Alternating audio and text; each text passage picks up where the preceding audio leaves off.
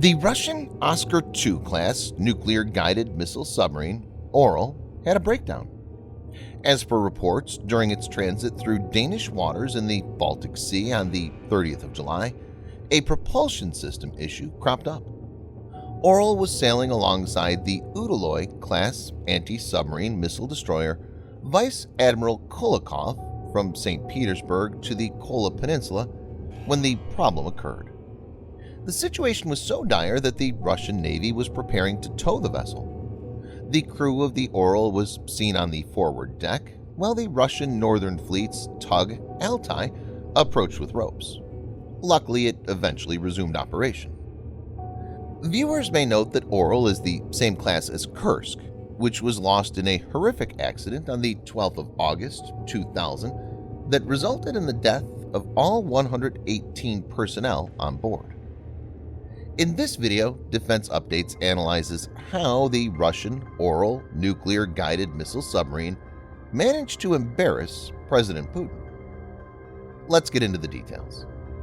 This video is sponsored by the free-to-play military vehicle combat game War Thunder. We talk a lot about military vehicles on this channel, but what about trying them out for yourself? In War Thunder, you can choose from more than 1,200 playable vehicles from the 1930s to the 1990s and go to battle on more than 80 theaters of war. You can fly aircraft, helicopters, drive tanks, and command ships of all types and sizes, which have been carefully recreated from their real-world counterparts. It's available as a free download on PC, PlayStation 4, and Xbox One with cross-platform support. So grab your friends and give it a try. All viewers of Defense Updates that register using the link in the description below will also get a free premium tank, aircraft, or ship and 3 days of premium account time as a bonus.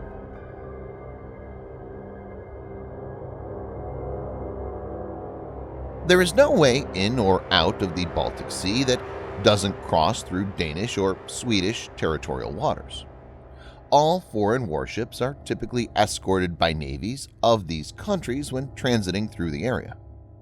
The foreign ships are generally allowed to make such transits under international rules of innocent passage so long as they meet the norm established by Article 19 of the United Nations Convention on the Law of the Sea. Danish Navy's 3rd Squadron wrote in a Facebook post regarding this incident, "Will go down in history as both dramatic and exciting as the nuclear-powered submarine Orel of the Oscar II class had problems with propulsion and lay dead in the water at Sierra, where it drifted at 1.5 knots towards the island." The post adds that the Danish Navy offered assistance to the submarine, which was politely but not surprisingly declined. Once the issue with the submarine's propulsion had been patched, it started moving. Orel then sailed north to Skagerrak, the waters between Denmark and Norway. Norway's joint headquarters said that the submarine resumed its transit first on the surface, but is now once again submerged.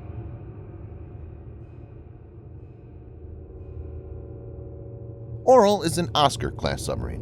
The Oscar-class, Soviet designations Project 949 Granite and Project 949A Anti, NATO reporting names Oscar I and Oscar II respectively, are a series of nuclear-powered cruise missile submarines designed in the Soviet Union for the Soviet Navy.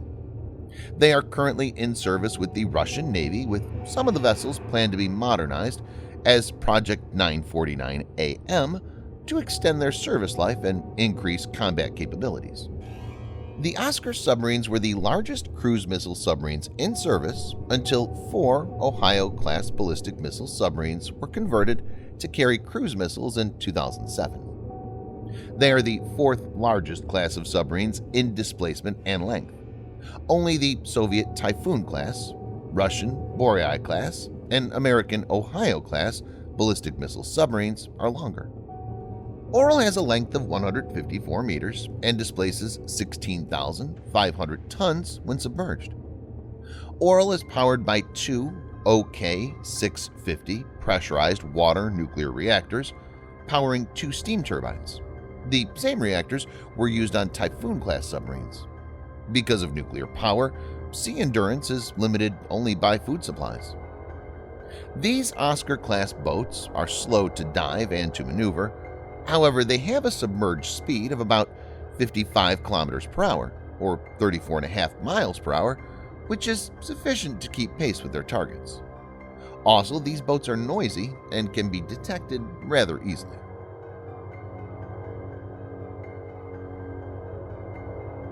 In 2017, Orel was refitted with new missiles. Its P-700 Granite anti-ship missiles were replaced with newer and more capable P-800 Onyx missiles. Orel is also refitted with caliber missiles that can engage ships and land targets. Some more upgrades are also planned to accommodate these Zircon hypersonic anti-ship missiles that can travel with speed of around Mach 9. Orel is fitted with two 650mm and four 533mm torpedo tubes, capable of launching both torpedoes and anti-ship missiles. These can be used to deploy RPK-6 Vodopod anti-ship missiles, carrying torpedoes, nuclear warheads, or nuclear depth charges for use against surface ships or submarines.